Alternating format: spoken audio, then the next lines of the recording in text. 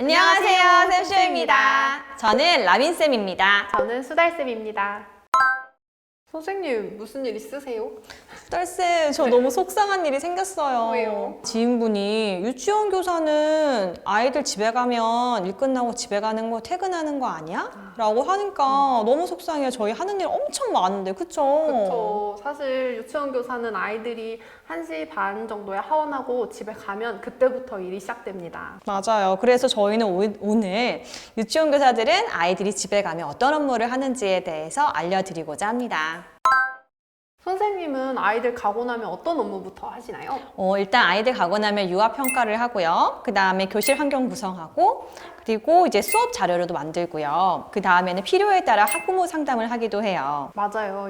저도 아이들 가고 나면 유아평가부터 시작하는 것 같아요. 유아평가는 교사의 전문성도 많이 필요하고 아이들을 관찰을 위주로 이루어지다 보니까 아이들이 가고 나서 바로 해야 되는 게 맞는 것 같아요. 그리고 교사의 주관적 평가에 의해서 유아 평가가 이루어지다 보니까 교사는 최대한 아이들을 객관적으로 평가하기 위해서 최대한 한 아이들을 평가하는데 시간을 많이 할애해야 되는 부분이 있어요. 맞아요. 이럴 때면 학급당 유아 수가 줄었으면 좋겠다는 생각을 많이 해요.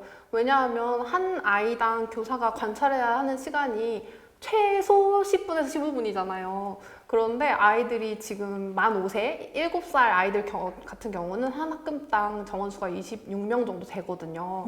그렇다 보니 유아평가가 세심하게 이루어지기 힘든 게 사실이에요. 그래서 이제 정교조에서는 학급당 20명 이하로 인원수를 하는 것을 법제화를 하기 위해서 노력 중이잖아요. 네. 빨리 개선이 되었으면 좋겠어요. 왜냐하면 교사가 한 유아에게 집중해서 평가를 하는 그런 교육 환경이 빨리 이루어졌으면 좋겠습니다. 네, 그리고 저희는 아이들 가고 나서 또 교실 환경판 꾸미기도 하잖아요.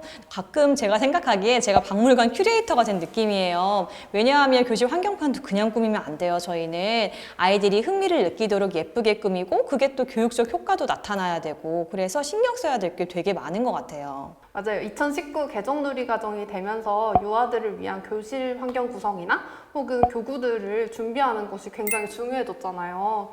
네, 그런데 저는 이런 얘기도 들은 적 있어요. 애들 그냥 놀아주면 되는 거 아니야? 뭐 나도 잘 놀아줄 수 있어. 이렇게 얘기를 하는 걸 들으면 굉장히 속상할 때가 있어요. 왜냐하면 2019 개정 누리과정 되면서 유아들의 흥미나 요구를 중심으로 해서 생활 주제도 계속해서 생각을 해야 되고 그 주제에 맞게 교사는 교실 환경 구성해야 하고 교구들도 준비를 해야 되거든요. 네, 그래서 그런 수업 준비를 하는 시간도 굉장히 많이 필요한 것 같아요. 맞아요. 그리고 저희 교수 자료 준비하는 것도 교사의 자율성에 맡기기 때문에 주제에 적합한 다양한 매체를 준비해야 돼서 교사의 그 전문성이 굉장히 많이 더 요하는 것 같아요. 그리고 그런 수업 준비를 하기 위한 시간이 많이 필요하고요. 네, 이렇게 아이들이 가고 나서 하는 담임 업무들, 뭐 유아평가, 학부모 상담 이런 것들을 제외하고서도 또 저희가 하는 일들이 있죠. 바로 행정 업무입니다. 네. 네, 행정 업무가 굉장히 유치원에서는 과도한 편이죠. 네. 그래서 저희가 말씀드릴 오늘 행정 업무 종류에는 어떤 것들이 있을까요? 네, 저는 먼저 제가 맡은 것을 말씀을 드리자면 안전, 보건, 그리고 물품, 도서 구입, 그리고 교육경비 보조금이라는 업무를 맡았습니다. 네, 그리고 제가 맡았던 업무에는 학교 운영위원회, 그리고 유아 학비, 현장 학습이 있습니다. 먼저 업무들에 대해서 굉장히 간략하게 말씀을 드리자면 먼저 안전보건 같은 경우는 저희가 매년 채워야 하는 51차시 안전 수업 차시가 있어요. 그래서 저희는 만 3세, 4세, 5세 연령별로 수업들을 모두 짜고 활동 계획안을 만들어서 선생님들께 드리는 역할을 하고 있고요. 그리고 이번에 코로나19 바이러스가 굉장히 또 심각하잖아요. 그거 관련해서 계속해서 보고하는 것들, 그리고 매년 뭐 교사들이 들어야 하는 안전연수 같은 것들 안내해드리고 챙기고 또 굉장히 많은데 정말 많아서 기억이 나지 않아요. 뭐 미세먼지 관련 재난, 뭐 호우 이런 것들 다 닥쳤을 때 폭염이나 식중독 관련 등등 해서 계속해서 가정통신문을 나가거나 이런 것들을 대해서 해야 합니다. 수달쌤 숨 좀 쉬면서 말씀하셔야겠어요. 근데 설마 안전 이걸로 끝이겠죠? 아니요. 또 더불어서 저희는 이제 작은 보건실을 제가 운영한다고 생각을 해요. 왜냐하면 안전 상비약, 모조리 알아봐서 구입하고 그거 유통기한 표 같은 것들 제가 다 정리해 놓아야 하고요. 이번에 코로나 사태 때문에 마스크를 또 구입하느라고 애를 먹었습니다. 맞아요. 그리고 저는 물품 구입을 또 하고 있는데요. 물품 구입은 매주 유치원에 필요한 물품들을 제가 모두 구입한다고 생각을 하시면 될 것 같아요. 뭐 선생님들 필요하신 교구들, 물품들 다 수합해서 매주 사고요. 교무실에 지우개 하나까지 제가 사고 있습니다. 아, 수설쌤, 그러면 도서는 어떻게 맡으신 업무예요? 네, 저는 또 작은 보건실의 보건교사뿐만 아니라 작은 도서관의 사서교사도 겸하고 있는데요. 저희 유치원에 필요한 유아 도서들, 그림책들 모두 사고 있고요. 이런 도서 책들을 또 관리를 해야 하잖아요. 그래서 라벨링도 하고 정리도 하고 어떤 도서들이 있나 뭐 리스트를 만들고 있습니다.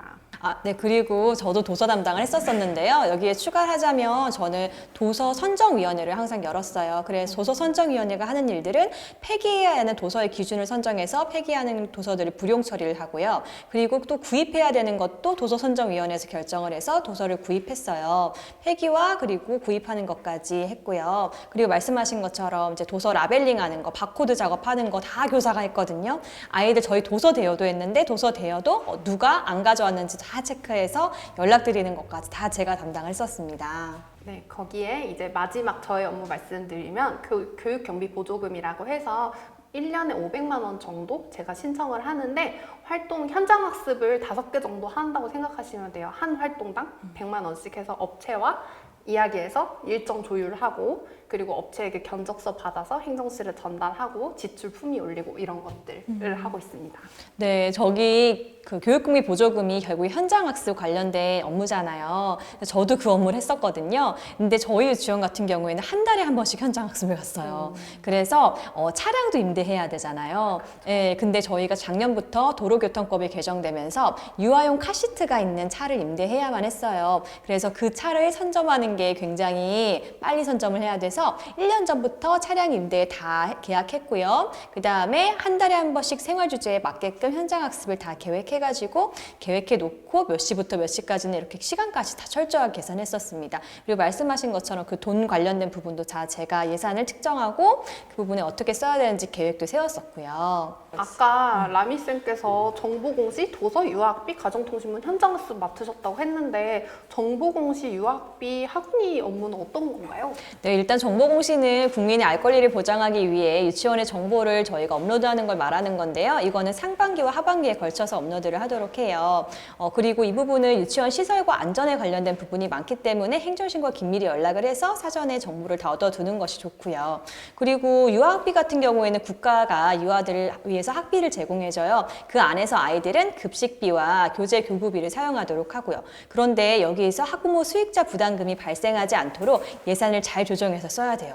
하지만 이번에 코로나19로 인해서 급식비가 굉장히 단가가 많이 올랐거든요. 그래서 그 유아학비 내려오는 돈은 동일한데 거기서 써야 되는 금액은 넘치다 보니까 학부모 수익자 부담금을 거둬야 돼서 이번에 굉장히 머리가 아팠어요. 계산을 많이 복잡하게 하게 돼가지고. 이렇게 돈과 관련된 건 사실 행정실에서 행정 업무 담당이 해주어야 하는 일인데 사실 유치원은 그게 힘들죠. 맞아요.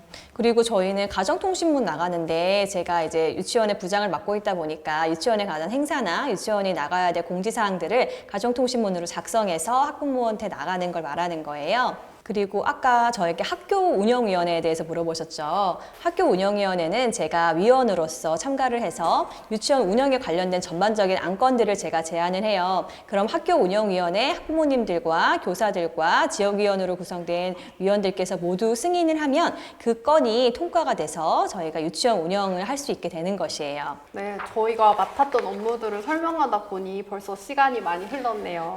이럴 때는 유치원에서 행정 업무만 담당하는 인력이 꼭 있었으면 좋겠다는 생각을 해요. 어쩔 때는 제가 교사 임용고사를 본 게 아니라 행정 직원이 되는 고시를 본 게 아닌가? 이런 생각이 들 정도로 정말 행정 직원이 된 것 같다는 생각을 많이 합니다. 맞아요. 그리고 특히 저희 아이 다쳤을 때 저희가 보건교사가 아니기 때문에 아이가 어느 정도 증상이 심한지도 알지도 못하는데 교사가 즉각적으로 대처를 해야 되고 그 모든 책임이 교사에게 있다는 것 자체가 너무 부담이 돼요. 맞아요. 유치원은 정말 인력도 부족하고 열악한 환경 속에서 교사들이 오로지 책임을 지면서 일을 해야 한다는 게 굉장히 힘든 것 같아요.